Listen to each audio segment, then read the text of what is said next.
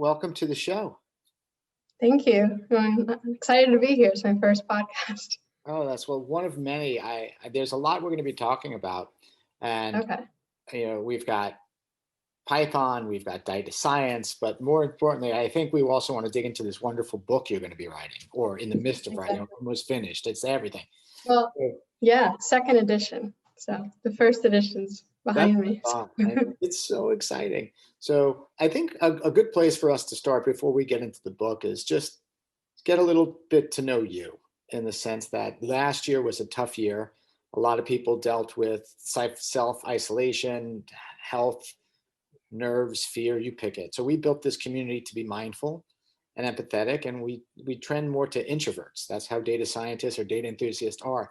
So I thought we maybe start with just a couple stories about you and how you were able to stay mentally healthy and strong last year, when the world threw us a pretty big gut punch. So I thought it'd be nice for the audience to learn about you first. Well, so one thing is I'm a big traveler, so I think that was probably the hardest part. I had come fresh off of a trip first to Japan and then immediately after to Colombia, and that was how I started my 2020. So very happy that I had done that. Can you imagine? So that's probably been the hardest thing is not being able to travel. But on the other hand, then I've distracted myself with a lot of different things to try to keep with a goal, to keep working towards a goal. I find that helps me a lot, not getting, depressed or thinking too much about what's going on. It's just being focused on a goal. So I started writing the second edition, trying to continue my studies. I'm doing a master's degree in computer science currently. And then also just trying to be better about staying active, finding time to do a workout every day. I've been getting back into cooking. I hadn't had much time to do cooking while I was commuting to the city. So I signed up for like Blue Apron, HelloFresh, and been cooking. So I'm traveling through wine and food. So you can say. I love that line. I'm traveling through wine and food. That's so nice. I did the San Francisco to Miami exodus. So when the self-isolation and everything, I too like to travel. For me, I have family here, I have friends here, but I also this is a town that I've always had a great time. It's a beach and a palm tree. Yeah. So, but wow, you were probably traveling and maybe we're in the countries fleeing at the right time. Isn't it amazing if you look at where you were and yeah. Did you have COVID? Did you not have? No. And but I remember actually being in Colombia, and it was like the first time I was hearing about it. And I was like, oh, but it felt so far away then. And then it was like to come back, and it was like slowly creeping in, and then that was it. So it was. That's incredible. Did you even think about writing the second edition or the second? Oh no, that actually happened in August. They asked me to write the second edition. And I was like, well, if there's a time to do this thing with the master's degree, it's during the work from home, because not having the commute helps. Yeah. But I will say that I find myself getting into these cycles where like I'm very good about time and keeping on things, and then it slowly starts shifting, and then suddenly I'm waking up later, I'm going to sleep later, and I'm eating later, and then it just keeps pushing this way, and it takes such an effort to write yourself again. I find that I'm so much better when I'm on that schedule, but sometimes I need a month or so off of it. So. Regiment or routine or schedule has helped me get through this year. I find that if I don't start my days with a list, I'm a little bit, what do I have to get done today? Because of the distractions and not rushing to catch a train. So sometimes if you have to make the 8 o'clock train, there's that forced deadline. I need to get up by this time. I need to brush my teeth by this time. I need to go work out by this time. So I have to make this train. Or if I have to get home, I have to get this done to make this train. When you just are home, like I like doing lists. So like this is what I'm going to do in the day. I have lists for multiple days out, and my lists have items on it to make lists for other things. Like that's how complicated my schedule is at this moment. Incredible. So I realize when you have an issue is when your to-do list has make to-do list for something else on it.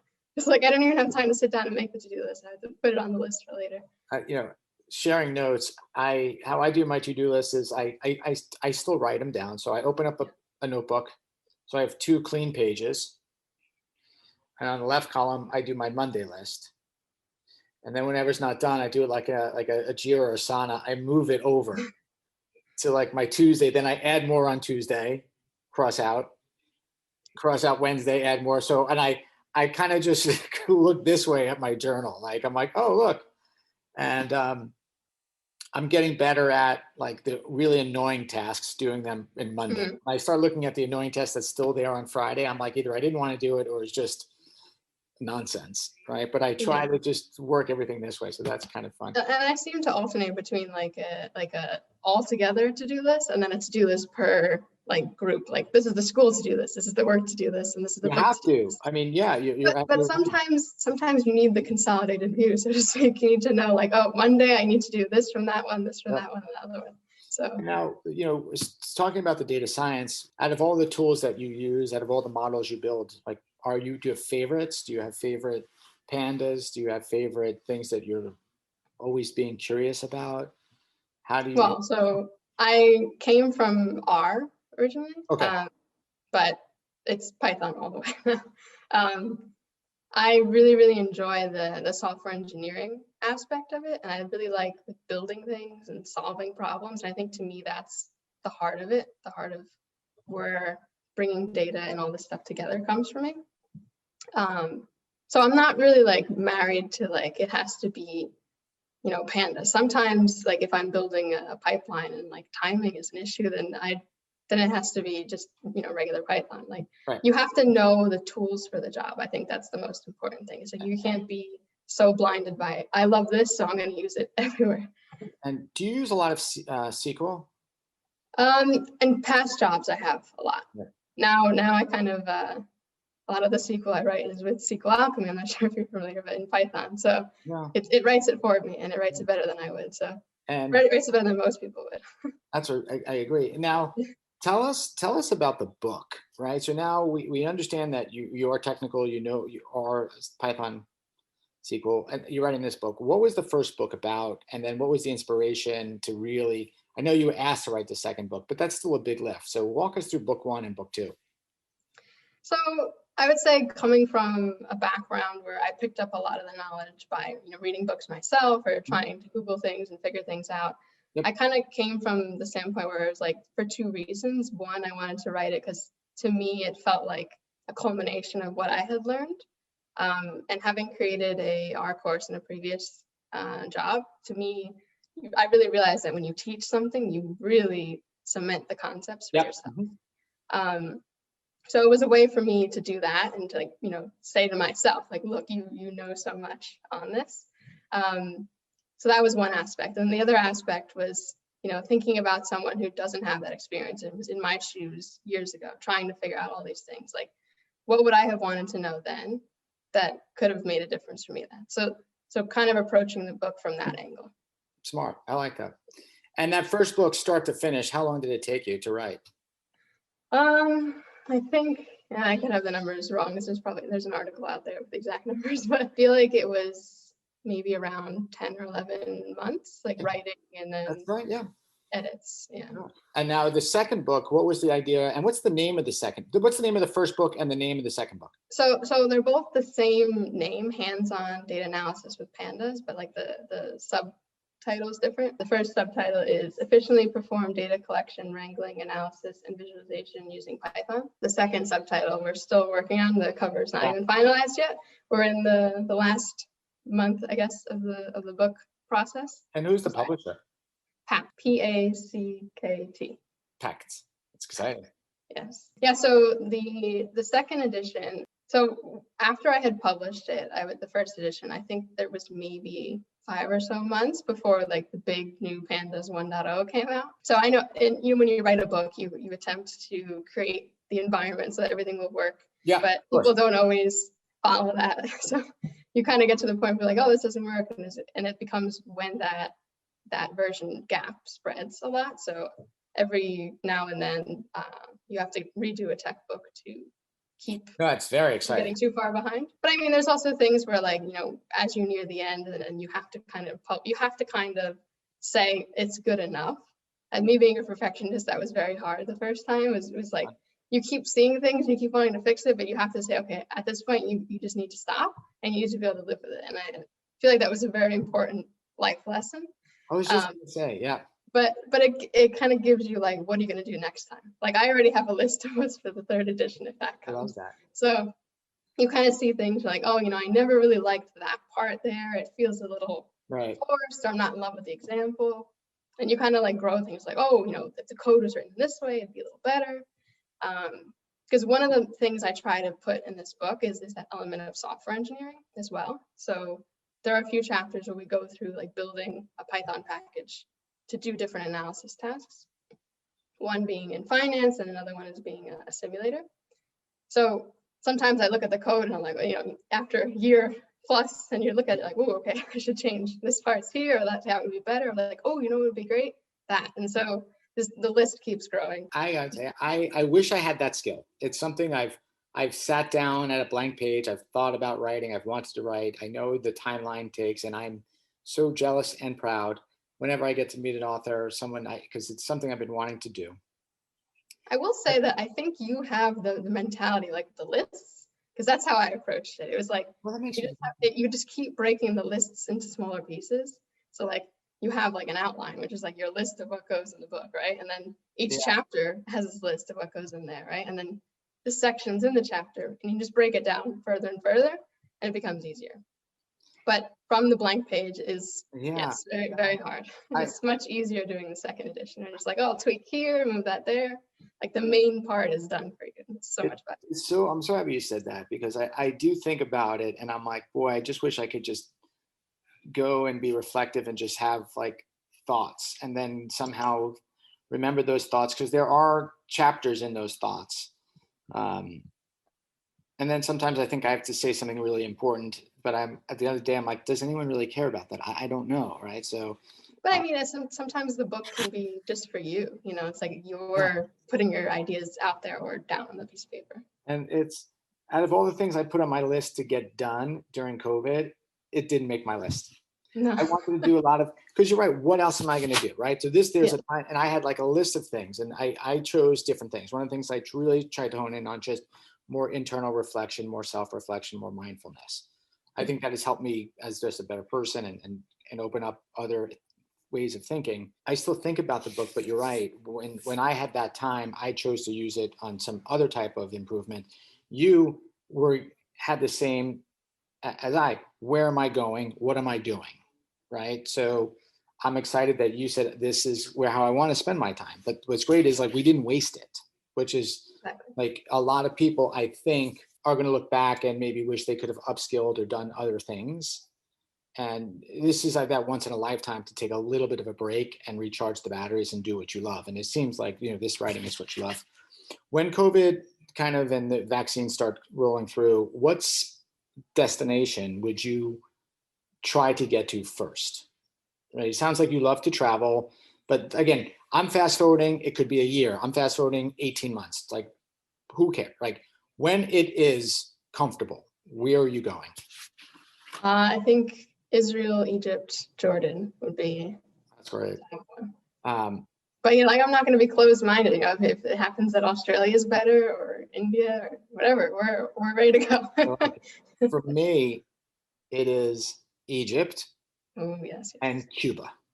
Yes, actually Cuba too. So my mother was born there. And oh my God, that's fantastic. So she's trying to get the paperwork together to prove that she left before a certain time so she can go back. That's amazing.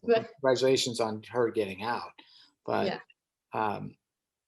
Cuba, one, because it's a place I've always wanted to go, and I'm in Florida, and that right now is a good baby step. I mean, there's a lot of, I don't know if I can get there, right? But at least that's my first, that's, you know, under 3-hour flight, right? Have you been to Cartagena? I have not. I would recommend it a lot. It looks I can't pronounce so much. I can't pronounce it. I can't say it as nicely as you said. But it looks a lot like Havana. Okay. Like the paint, really bright paint. It's just so gorgeous. The colors, like the flowers in the streets, and if you just stay in the old town, It's No, I gotta say, I've seen it. It's in a lot of movies I watch. I like, there's a stereotypical genre, but and Egypt is absolutely on the list. That's a longer flight. Now, uh, there's the culture, there is the region, and there is like the pyramids. There's a lot of things I want to do there. And you're right. If you're in Egypt, you got to go Israel, Jordan. It's just oh like yeah. Well, it's and like especially going to New since York and not going to New Jersey, or going to New York and not going to Connecticut. It's not the same. There's a lot of other things going on there, but yeah, yeah. regionally, you're so packed in. Well, and you also got to think like, a year without travel, it's like, well, an extra week's not going to be so bad. I agree. No, Let's splurge. I agree. And then my data scientist hat. Okay, putting my data scientist hat. Going back to travel, since we kind of started there. If I think of commutes and what's called the HOV lanes, the high occupancy vehicle, they usually start maybe at 4 in the morning or 6 in the morning. They go to 9 or in the afternoon. It'd be interesting is after COVID, if they figure out the new traffic pattern is like from 10 to noon. And wouldn't it be interesting is no one is traveling in the morning, because I hope when we all go back to work, there's no more 8 o'clock meeting, or I have to be in at 8, or like wouldn't it be great if it's like I have to be in for a meeting, and since people value time, the meeting will start at 11. No, I mean, ideally, just And shoot not off. everyone commuting at once would be amazing. So good. Now, one more question for you here, and I know we want to talk about data, but there's a few things I just dying to ask you. So you're studying for your master's, and in some ways, I don't know if you signed up for this experience that you're getting, and has it been a little bit more complicated? Is it the experience you wanted? The output is the same. You're going to have this great achievement, documentation, riches will follow, right? But the way you're going about getting it, I don't know if it's how you signed up, right? So how has that experience been? Do you mean in the sense of everything being online? Because this was an entirely online master's, so nothing has changed for me. I will say that I think this was one of the earlier computer science masters, and it's pretty well acclaimed. So they pretty much have their act together, and this was it was pretty much business as usual. Even better. Been great, yeah. Even better. Then I'm going to ask a different question because I should have asked it differently. Did you know? Were you like in tune with yourself and learning, and you're like, I can learn remote, or I need to be in a university? Because they're not the same internal. I'm losing the word, but some people can learn, and people learn in different ways, right? There are some people that need to be in school, some can be online. It seems like you, regardless of COVID, you're like, I like to learn this way. Yeah, I mean, I think I could learn it if it was in a class setting as well. I think what drew me here initially was, back in the days of commuting, I didn't want to have like an extra stop before the way home, or like something that had to fit into a specific schedule, whereas these online, it's like, it's on my time. So whenever I can get to it, it can be done. And that's really what did it. Like, on the flip side, like, yeah, there's all these videos online, but I wouldn't be able to force myself to do it. Like, I wouldn't be able to hold myself accountable. Yeah. They're always, and this thing has to happen. And the next thing you know, it's been 5 months and you never actually looked at the thing. Yeah. So it's like a way to hold myself accountable. Yeah. I've done a lot of online learning. When I learned about it is like when I walk my dogs, I like to listen and I like to watch, then I like to rewind. I don't love taking like copious notes. I'll write down notes if I like something, but I think for me, I'm always like, oh, I want to hear that again. I want to hear that again, or I want to go. So I'm like I like to go back and listen. So when I take notes, if I'm watching something, I'm always like, oh, like minute 22 to 27, good topic about pandas, right? I don't really write down, but then I like to just go back and I'll hear it again. And it's random rant here, but I mean, it's interesting because we're learning as we go on this new way of learning. Yeah, I would say it's interesting because I have a midterm this week, and there was like a comment on the forum where the professor kind of hinted that everyone should watch the lectures at least twice, and I'm like, ooh, that's not good because I only just watch it once. I take my notes, and sometimes I don't even need to look at the notes because it's like the act of writing the notes is enough to like get it in, and then like the looking at it later is like, oh, okay, so now I'm trying to listen to it again, and it's very hard for me. I'm kind of surprised. I have a tendency, like when I've seen it already, I'm like, oh, put it on double speed and just I know. try to get through it. I don't have the answer either. I'm not saying I retain everything, but the other thing I've done, or total rant, but hear it out. I've done audiobooks and I enjoy listening. But again, when I'm doing audiobooks, instead of listening to music, audiobook drafting emails. So I'm not saying I am like in a quiet place in bed at night before I go to sleep, but I think during the day, there are just times where instead of listening to music, I'll listen to an audiobook. And if something catches me, I'll just sit there and I'll rewind that. But I have trouble listening to audiobooks because I'm always like, talk faster. Just like, I get impatient. I mean, I don't know, but you're right. It's like, I am like, sometimes I get to a place it's like, can I do two things at once? You can't do them both good, right? We know No, that. no. But I'm like, all right, I'm gonna be in a car for 2 hours, right? So I'm gonna be in a car. I could do an audiobook, right? Because I gotta travel. I could listen to a book, right? I have to do. But now I'm like, all right, what else in my day can I do? Oh, I'm gonna have to go to Whole Foods. Great. That's an opportunity, right? So I'm gonna use that opportunity not to call friends. I'm gonna use that opportunity to listen to or I mean, it's like when I do my lists also, I'm like, oh, in this pocket, I can do two things. So I get excited when I could do you ever get to that place where you can do two things in like one task? I feel like it happens naturally. Like if one of the tasks is like pretty, I'm like, okay, I can listen to this in the background and take the screenshots. Yeah, it's great, right? Because then I'm like, look, for during COVID, what I've realized is if I don't go to sleep exhausted, that means I didn't do a full day. And that exhausted does not need to be work exhausted. It means, did I go outside? Did I walk? Did I do my work? Because if not, these days get very long and the days blend. So I'm pushing myself to like, don't stay in, do things like that. Do you feel the same thing? Like you're trying to push so you go to sleep exhausted instead of like fulfilled, like as much as like I've pushed myself today that I'm excited that I'm going to sleep and there's more tomorrow. Like what happens to you when you hit the bed? Well, so I would say that I have a bad habit of letting the exhausted means mentally exhausted, and then usually means you don't actually sleep. So I'm trying to dial it back. Like last night, I was like, oh, I should really work on the plots for that assignment. But you know what? I need a break. It was 3 or 4 days of nonstop morning, afternoon, Right. night. I needed a break to watch an hour of TV. So, but definitely just getting some sun. I know there were a few. Well, earlier, it was a very rainy year, and there were some hard days where it's just everything blended. It's hard sleeping. Your schedule shifted. I know. It's almost like the circadian rhythms thing, where it's like you didn't see the sun, you didn't go out, and you didn't really. Your body kind of lost track of what time you were on. I get you. I get you. I get you. I get you. And that's why, yeah, I get you. Like we don't realize it, but like, and then these days start to blur and you're like, so I'm with you. Small victory when you remember the day of week it is. So.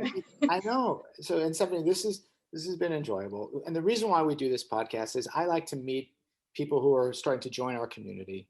Our community is about mindfulness, thoughtfulness, introverts, people who love data, having data conversations. So now through this, I think I have a good sense of your personality. And then I like just to connect you with other members. So this way we start building a community based on authentic relationships versus we're the largest. I don't want to be the largest. I want to be the most connected, right? I really want it to be like I've, in this weird way, built relationships in a time where self-isolation has been lonely, right? And then if at the end of this year, everyone gets back to work and this community goes away, that will go away, but that friendship and relationship hopefully will stay. And I think that's what I want. So if there would be some industries you want me to connect you to, are there a specific industry or people? I know you're also looking for someone to do maybe a forward, so I'll try to. Actually, Kusha was able to get me set up with Ken G. I'm speaking with him later on, but it sounds like he's on board, so I'm pretty excited about that. That's the power. Thank you. Yeah, but yeah, so just think about who you want to meet and talk to, and then if we can that's what we're here for, is to build these relationships. So I appreciate you spending time with us. And thank you for being part of the podcast. I hope this was fun as it was for you as it was for me. No, it was a great conversation. Thanks for having me.